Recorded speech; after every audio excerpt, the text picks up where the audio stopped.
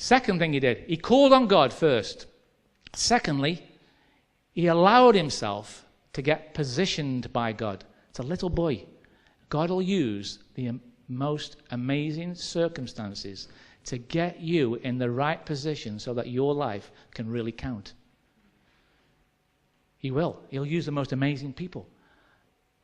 An illiterate lady in Uzbekistan connected me, introduced me to a man with 111 churches. And I was there and I knew nobody. An illiterate lady did that. Just met me, talked to me through an interpreter, and she introduced me. She opened a door for me. It's amazing who God will use. So don't turn your nose up at somebody who doesn't look like they've got it. And this little boy, he helps him. He's a character with no esteem at all in that society. And they call him out. God even uses evil people sometimes to help you. It was the lords, the Philistine lords, the people who are going to kill him, who say, bring him out of there now. Now they've gouged his eyes out. You know the whole story. They bring him out, and the little boy positions him. He puts one hand on this pillar, one hand on that pillar. He didn't put him in any old pillar. He puts him in the most strategic place. And God knows how to do that. All you've got to do is stay connected to God. Stay in love with Jesus. He'll put you in exactly the right place. He will put you in such a place that you are strategically placed.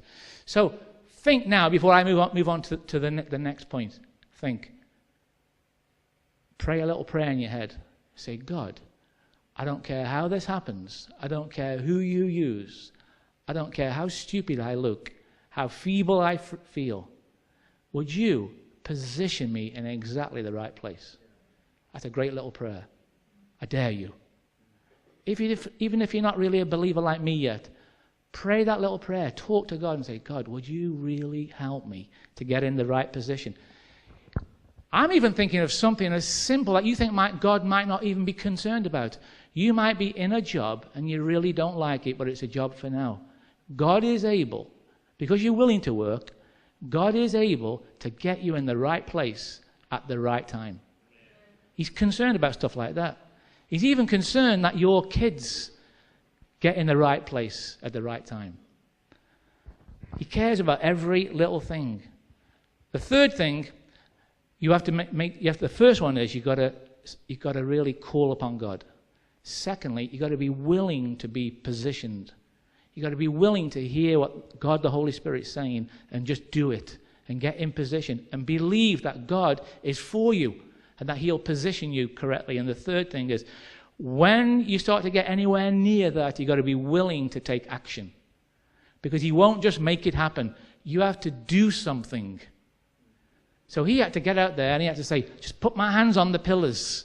So he puts his hands on the pillars and now he has to do something. He didn't just put his hands on the pillars and go, oh God, and start praying for like 5 days and pray that God would break the pillars in half and the temple would come down and he'd be avenged. It says no. It says he braced himself against the pillars. He's the third complicated thing I'm going to say today. This little expression, he braced himself against the pillars. There's this implied meaning here that when he did what he could, which was push, I don't know if he'd forgotten, but the Philistines had forgotten that the secret of his strength was in his hair. And as he did this, his hair had been growing while he was in the darkest place. He was in the dungeon. And in those times, God's always doing something to prepare you for when you're free and you're out. He's always at work. He's always at work in your life. And he braced himself. His hair had grown again. They'd forgotten because they didn't really believe. And he braced himself. And the meaning here in this word, braced himself, it means he did what he could. And then there comes this surge of power. A lot of people who commentate on that and have studied it, they all use the same expression. When he braced himself against it and he pushed, then God came and gave this surge of power. And here's the thing, the reason why many of us don't see miracles is because we don't brace ourselves. The reason why you might be frustrated because you've never had an opportunity to see somebody healed or really get a miracle happen in their life, it's because when the opportunity comes, you're not willing to look foolish, you're not willing to trust God, and it all comes back to this connection. But if you can get yourself into a place where you go, okay, I'm going to try. Now, I don't know if Lisa's done that kind of thing before, come out here and shared something that she believed that God has spoken to her for this group of people here. That's my alarm. There you go, I'll switch it off. You're almost free. Quit.